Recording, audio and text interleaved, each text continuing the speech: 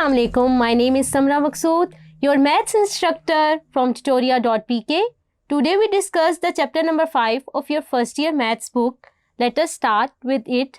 जो उसका नाम है वो है partial fractions. What is a partial fraction? Previous classes में हमने दो fractions को add और subtract करना सीखा था. जो उसका रिजल्ट आ जाएगा, अगर वो वाली फॉर्म हमारे पास गिवन हो तो हम वापस कैसे जाएंगे? How we can go in opposite direction. आइए देखते हैं. अगर हमने इस साइड से इस साइड पे जाना है तो हम इसके लिए क्या करेंगे? Partial fractions. इसमें जो सबसे पहला कॉन्सेप्ट है वो क्या है? फ्रैक्शन का. फ्रैक्शन क्या है? The quotient of two numbers और algebraic expression is called a fraction. ये पहली एग्जांपल में हमारे पास नंबर की क्वोशिएंट दी हुई है, इसे भी हम फ्रैक्शन बोलेंगे. जो दूसरी फ्रैक्शन है वो अलजेब्राइक एक्सप्रेशन है. रैशनल फ्रैक्शन कौन सी होती है? जिसमें हमारे पास न्यूमरेटर में भी पॉलिनोमियल हो और डिनोमिनेटर में भी पॉलिनोमियल हो विद द रिस्ट्रिक्शन कि denominator is not equal to 0. Fraction जो है वो हमारे पास दो टाइप्स की होती हैं. सबसे पहली फ्रैक्शन है प्रॉपर फ्रैक्शन. कौन सी फ्रैक्शन प्रॉपर होती है? जब हमारे पास न्यूमरेटर की डिग्री जो है वो लेस हो एज कंपेयर टू डिनोमिनेटर की डिग्री से. जैसे कि एग्जांपल में देख लेते हैं. यहाँ पर हमारे पास 2 है, यहाँ इसके साथ कोई वेरिएबल नहीं है, लेकिन डिनोमिनेटर में हम देखें तो हमारे पास जो x की डिग्री है वो 1 है. और इसी तरह सेकंड एग्जांपल में हमारे पास 2x minus 3 over x square plus 1 लिखा गया है. न्यूमरेटर में डिग्री x की 1 है और डिनोमिनेटर में 2 है. इम्प्रॉपर फ्रैक्शन कौन सी फ्रैक्शन होती है? जहाँ पे न्यूमरेटर की डिग्री बड़ी हो या बराबर हो डिनोमिनेटर के, तो उसे हम इम्प्रॉपर फ्रैक्शन कहते हैं. जैसे एग्जांपल में देख लेते हैं. यहाँ पहली एग्जांपल में हमारे पास क्या है? x की पावर भी 1 है और डिग्री x की यहाँ पे भी क्या है? डिनोमिनेटर में भी 1 है. तो यहाँ ये क्या है? बराबर आ गई है हमारे पास. अब दूसरी एग्जांपल में यहाँ पे x की डिग्री 2 है और डिनोमिनेटर में x की डिग्री क्या है? 1. Resolution of rational fraction into partial fractions, इसके हमारे पास कुछ मेन स्टेप्स हैं. आइए इनको देख लेते हैं. जो सबसे पहला हमारे पास स्टेप है, पहले तो हम देखेंगे हमारी फ्रैक्शन इम्प्रॉपर है या प्रॉपर. अगर वो इम्प्रॉपर होगी तो हम डिवाइड करेंगे, उसे प्रॉपर बना के फिर हम उसे आगे करेंगे. उसके बाद हमारे पास क्या है? Clear the given equation of fractions, equate the coefficient of like terms powers of x. Fourth हमारे पास क्या है? Solve the resulting equation for the coefficients. Partial fraction जो है वो हमारे पास उसके 4 केसेस हैं. आइए इनको डिस्कस कर लेते हैं. केस 1 हमारे पास क्या है? जो ये केसेस हैं डिपेंड करते हैं डिनोमिनेटर में पॉलिनोमियल की क्या किस तरह का अपीयर हो रहा है.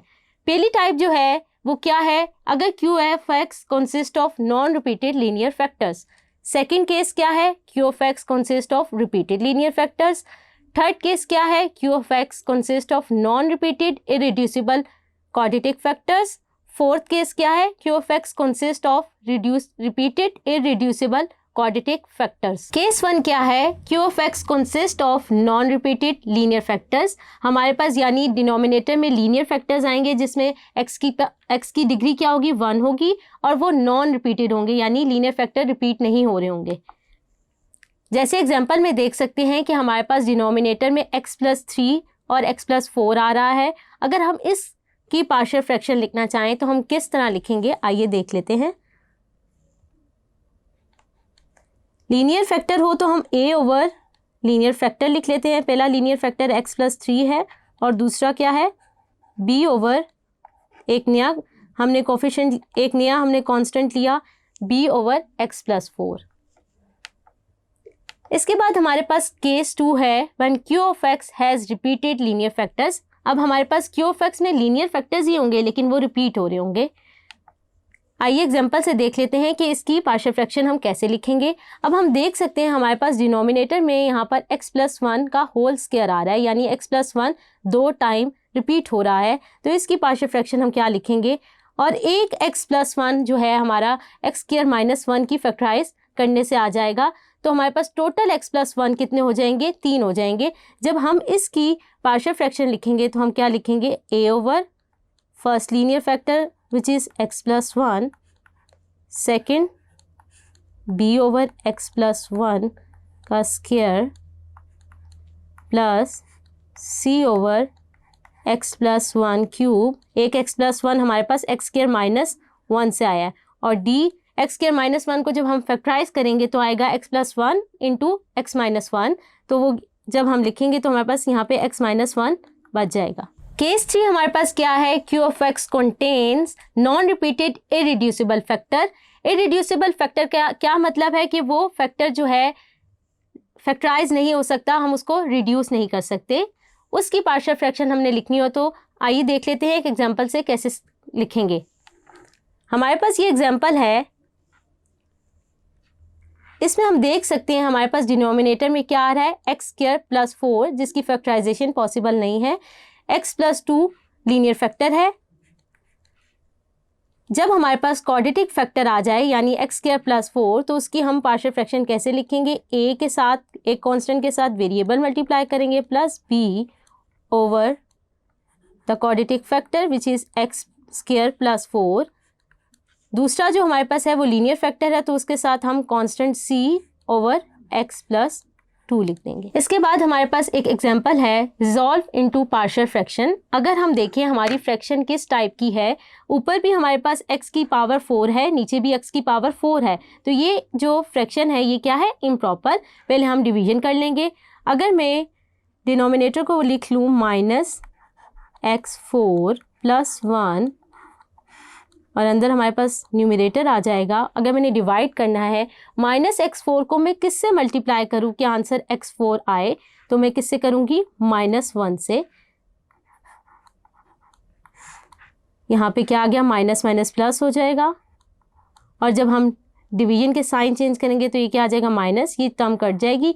अब +1 को -1 से मल्टीप्लाई करें तो आंसर क्या आता है, -1, और जब साइन चेंज करेंगे तो ये क्या हो जाएगा, +1। अब ये हम किस तरह लिखते हैं, पहले ये लिखेंगे फिर ये लिखेंगे फिर हम इस तरह डिनोमिनेटर। अब हम इसको लिख लेते हैं।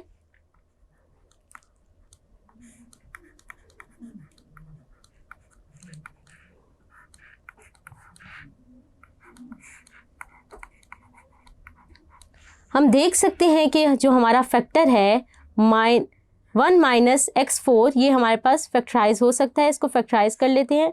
मैं 1 को लिख सकती हूँ 1 का स्क्वायर माइनस x का स्क्वायर। अब मैं a square minus b square का फॉर्मूला लगा लूँगी, वो क्या हो जाएगा, a minus b into a plus b, तो क्या आ जाएगा 1 minus x square 1 plus x square. अब हम देख सकते हैं कि 1 माइनस एक्स स्क्वायर दोबारा फैक्टराइज हो सकता है, तो उसको दोबारा फैक्टराइज कर लेते हैं। वो क्या आ जाएगा, 1 minus x 1 plus x 1 plus x square हमारे पास फैक्टराइज नहीं हो सकता। अब हमने इसकी पार्शियल फ्रैक्शन लिखनी है। हम -1 को छोड़ देते हैं और जब हम आंसर लिखेंगे तो तब इसको लिखेंगे। अभी हम 1 ओवर 1 माइनस एक्स पहला फैक्टर, फिर 1 प्लस एक्स सेकेंड, और फिर 1 प्लस एक्स स्क्वायर। अगर मैंने इसकी पार्शियल फ्रैक्शन लिखनी है तो क्या होगी, a ओवर 1 माइनस एक्स, क्योंकि लीनियर फैक्टर है, सेकंड भी हमारा लीनियर फैक्टर है, तो क्या आ जाएगा, b ओवर 1 प्लस एक्स। अब हमारे पास जो थर्ड फैक्टर है वो क्या है, क्वाड्रेटिक फैक्टर है, उसको हम किस तरह लिखेंगे, cx plus d over 1 plus x square. हमने a b c d constant की वैल्यू फाइंड करनी है। इसके लिए हम क्या करते हैं, हमने एलसीएम ले लेते हैं, तो हमारे पास क्या आ जाएगा,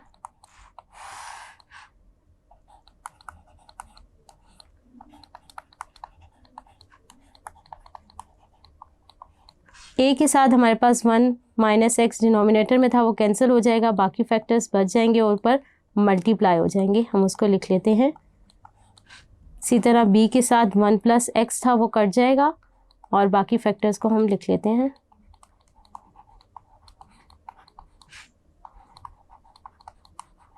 cx प्लस डी के साथ हमारे पास क्या फैक्टर मल्टीप्लाई हो जाएगा, 1 माइनस एक्स स्क्वायर, अगर हम 1 प्लस एक्स और 1 माइनस एक्स को कंबाइन करके लिख लें। अब हमने क्या करना है, सबसे पहले हम करते हैं put 1 minus x equal to 0, तो यहाँ से x क्या आ जाएगा 1। जब x1 हम डालेंगे तो हमारे पास यहाँ पे इस साइड पे तो हमारे पास क्या है 1 ओवर, वो भी लिख लेते हैं 1 minus x 1 plus x 1 plus x square. ये डिनोमिनेटर क्या हो जाएंगे, कैंसल आउट। हमने ले लिया put 1 minus x equal to 0, x equal to 1 आ जाएगा। तो जब हम x इक्वल टू 1 डालेंगे तो हमारे पास सिर्फ कौन सा बचेगा, a बच जाएगा, बाकी सब क्या हो जाएंगे 0 हो जाएंगे। तो जब हम यहाँ पे डालेंगे 1 x की जगह 1 का स्क्वायर, तो यहाँ से a की वैल्यू जो आ जाएगी वो हमारे पास आ जाएगी 1/4। सिमिलरली हम b की वैल्यू फाइंड कर लेंगे, वो हमारे पास आ जाएगी 1/4।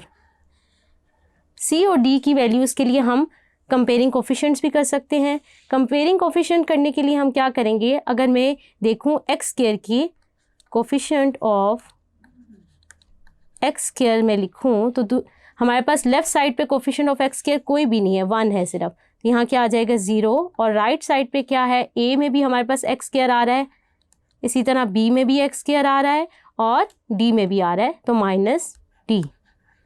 a और b की वैल्यू हमने ऊपर फाइंड की है, इनको पुट करेंगे तो हमारे पास d की क्या वैल्यू आ जाएगी 1/2।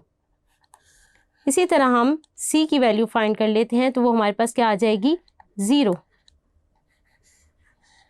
हम वापस अपनी a b c d की वैल्यूज़ दोबारा अपनी इक्वेशन में डाल देते हैं जो पार्शियल फ्रैक्शन की है, तो हमारे पास क्या रिजल्ट आ जाएगा, हम आंसर लिख लेते हैं x4 over 1 minus x4 minus 1 को साथ लिख लेते हैं।